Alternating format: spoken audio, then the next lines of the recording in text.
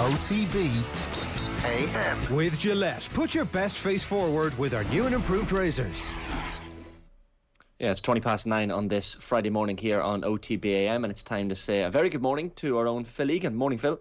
Hey Shane, how are you doing? Keeping well. We've been hurling out of it this morning. Loads of great stuff from Owen, but I know you were watching, as I was as well, Shamrock Rovers against Fiorentina last night, and in the Europa League Conference playoff first leg. 3-2 would have been bearable, but I feel like that fourth goal was a real killer for Shamrock Rovers. Yeah. I just think the way they conceded the 4 goals in general was really bad.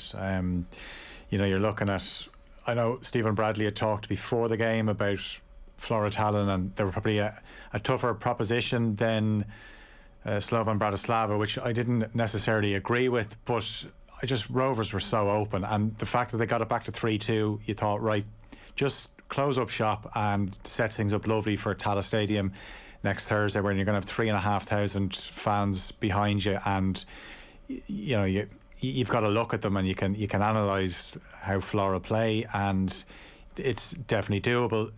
4-2 is still doable, but to win the game, to win the tie, Rovers have to score 3 goals more than Fiorentina, or else, I mean, they can get 2 and they go to extra time and penalties, but yeah, they're very much up against it, so it was a disappointing performance.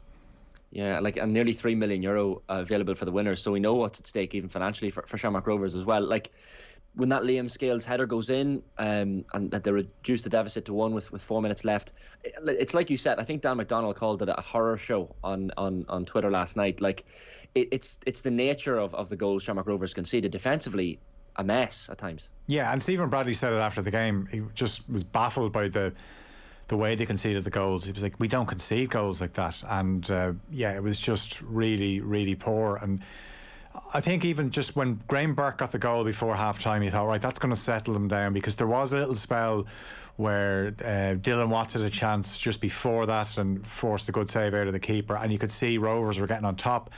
When Graham Burke was brilliant finish considering the amount of traffic in front of him, and you thought that's going to settle him down, but the same mistakes were being made. There was too much space in midfield. Obviously, Lee Grace was a big loss for Rovers in defence, and the formation that they played, you've got Watts and O'Neill in central midfield, 2 very good midfielders, but at times you just felt that Rovers, just the shape that they were in, that they were leaving themselves too exposed. And obviously, if you play 3 at the back, your wing backs are going to be pushed on, and then 2 of those centre halves can get pulled out into wide areas which they don't necessarily want to be. And in fairness to Fiorentina, they were quite clinical. They had a few chances in the second half, that brilliant save from Manis, and then they had a chance where they blazed one over. So, but other than that, they were very clinical. So I still think, I do fancy Rovers to win the second leg, whether they can do enough to actually get through. But if they don't get through, it's going to be a missed opportunity, because, as you said, they've already accumulated €1.5 million. Win that and they go shy of just under 3 million, and obviously then there's bonuses for winning games in the group stage. But also as well, it's just the allure of getting to the group stage of European competition, something they managed to do 10 years ago in the Europa League. And I think a lot of people would have fancied Rovers before the first leg last night to go through, so they've given themselves plenty of work to do. But I think it's going to make for a really good game next Thursday. And I remember Stephen Bradley talking in advance of last night's game about how Flora were probably better than that Slovan Bratislava team that knocked Rovers out of the Champions League. And on last night's evidence, it's probably hard to disagree. Like, so many Estonian internationals as well in that team, and sometimes when a team has a rake of international players in their ranks, you can tell. I mean, they punish mistakes, and they did punish all of Shamrock Rovers' mistakes last night. Yeah, and that's the difference, where Rovers don't concede goals like that in the League of Ireland, and you're stepping up in quality. But I still think Rovers have enough quality in their squad and their starting 11 that they should have been beating Fiorentina, or at least maybe coming away from the first leg with a draw and set things up for next week. But as I said, let's see what Fiorentina are made of next week, where they have to come over here and you know, I'm not saying it's going to be hostile, but look, it's going to be a home support partisan crowd, and the key is obviously the first goal. And, what do you do? How do you approach it? Do you try and keep it tight and just play it in spells where you think, right, if we can go in at half time, a goal up, and then we have another half to try and get another goal, and worst case scenario, we're getting extra time. But yeah, if Fiorentina score first, then, it just becomes not mission impossible, but very tough. I wanted to touch on the Premier League as well, Phil, this morning ahead of the weekend's action. Arsenal-Chelsea is the live game here and Off the Ball on Sunday afternoon, 4:30. Brian Kerr alongside Stephen Doyle and commentary for that one. And certainly mixed fortunes for the two of them. On the opening day of the season last weekend, Arsenal had I wouldn't call it a horror show, but certainly a defeat to Brentford is not the ideal way for Mikel Arteta to start the season. And for Chelsea, I mean, really, really good stuff from them. A 3-0 win over Norwich, and impressive as well. Like, it's hard to see Arsenal get anything out of this game. Would you be thinking along the same lines? Yeah, I mean, you think back to last season, Arsenal beat Chelsea twice in the league. Now, the difference is, I wonder with Arsenal, are they one of the clubs that probably benefited more from having no fans in the ground? Because this game is obviously at the Emirates. We know obviously it's the first game, home game of the season, and you're coming off the back of a 2-0 defeat to Brentford. Obviously Chelsea have beaten Crystal Palace comfortably. Lukaku is in line to start, and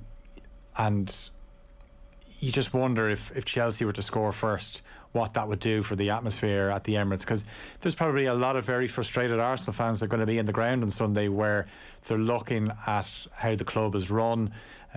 We obviously, Aubameyang and Lacazette missed last week due to COVID. Now, it was only the first game of the season. There were a few signs that Arsenal are going to have the same problems, where you just look at the squad, and physically they're not tough enough.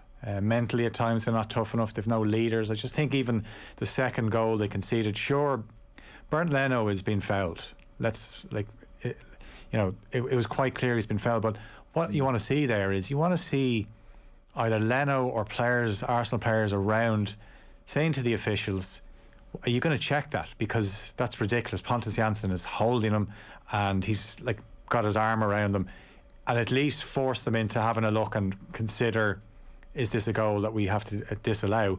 But Arsenal are just too nice. Now, they had some joy against Chelsea last season, where they pressed them. They basically said, as soon as you play that first ball into midfield, we're going to crowd you. And Jorginho was forced into a mistake last season in the game at Stamford Bridge, and they'll try and do the same, but they just don't have the same quality that Chelsea do. Obviously, Chelsea have Lukaku to come in, and that's a frightening prospect of Lukaku running at that Arsenal defence, because Ivan Toney and Bryan Mbeumo did a very good job on them last week, where they were physical with them, and Arsenal didn't like it.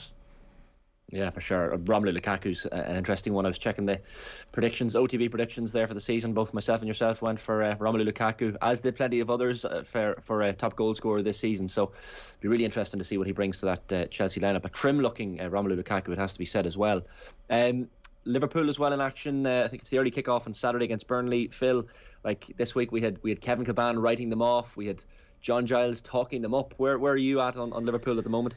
Yeah, I think you could argue Liverpool have a better squad now, or even a better starting 11 than they had when they won the league a couple of seasons ago. But the problem is, and I can see why, I mean, it was going around during the week that before the start of the season, the whole BBC team of pundits had to pick their top four, and not one of them went for Liverpool. And that irked a lot of Liverpool fans. I don't think it's that they think Liverpool are a bad team, but say 2 seasons ago, since then, obviously Chelsea have got better, City have got better, and obviously Manchester United have got better.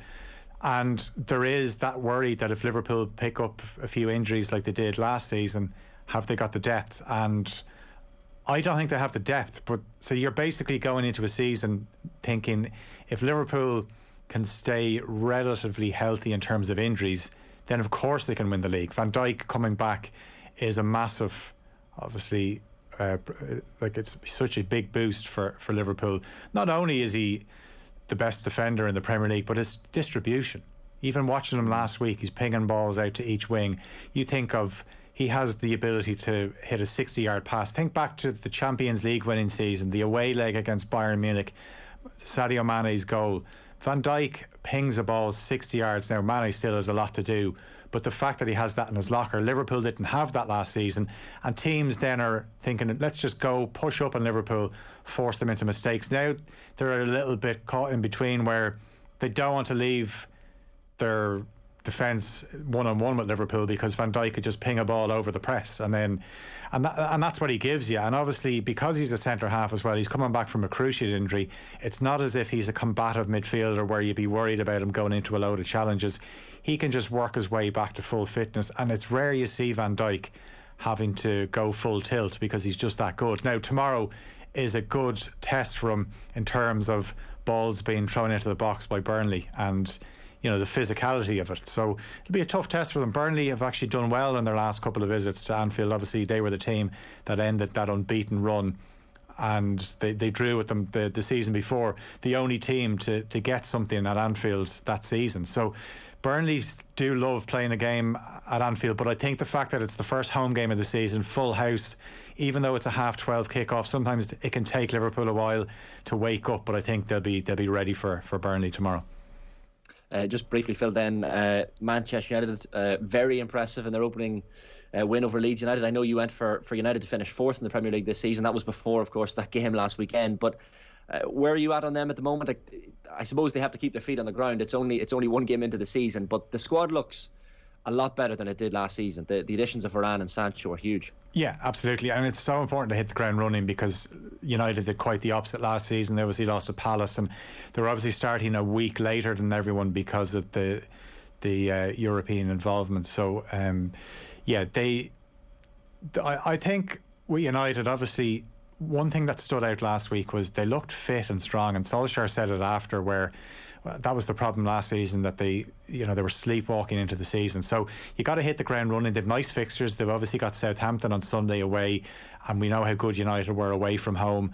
They don't really have they don't really have to play any of the big teams till late October. Now they've got a tough run around then, where they'll be playing the likes of Liverpool, Chelsea and City in the space of a few games. But between now and then, they've a chance to get some points on the board. We obviously saw how good Pogba was. I think Leeds was a good game for them, because Leeds obviously go one-on-one at times, and it suited United perfectly. And the reason I went for them to finish fourth, it's not that I don't think United are a good team. I just think that there are better teams than them, and I suppose we're going to see when the Champions League starts and they start having to make changes, what are they going to be like. Also as well, think back to Bruno Fernandes, the hat-trick goal last week. Lindelof plays a ball in. Teams are not going to give United that amount of space. Leeds did, and they did the same at Old Trafford last season, but we know what United are like when teams sit in against them. Have they got the creativity to break them down? Now, they obviously, if Pogba's like that, and Bruno Fernandes is like that, and Mason Greenwood is finishing, and you bring in Sancho, of course they're going to hurt teams. But it's about getting that consistency, and I would just wonder, that central midfield position still it would be my slight concern there as well. People think maybe with Varane coming in they can push up a bit, but you're still a few question marks. Is David De Gea your number one, or Dean Henderson? It's amazing, I think, how people have talked up Dean Henderson as if he's one of the best goalkeepers in the world. He's still very much raw, and I don't know yet if he's good enough to be the United number one. Yeah, some real decisions to be made by Ole Gunnar Solskjaer there. Some cracking games to look forward to this weekend. Listen, Phil, great stuff as always. Enjoy the football this weekend. Will do. Cheers. Thanks, Shane.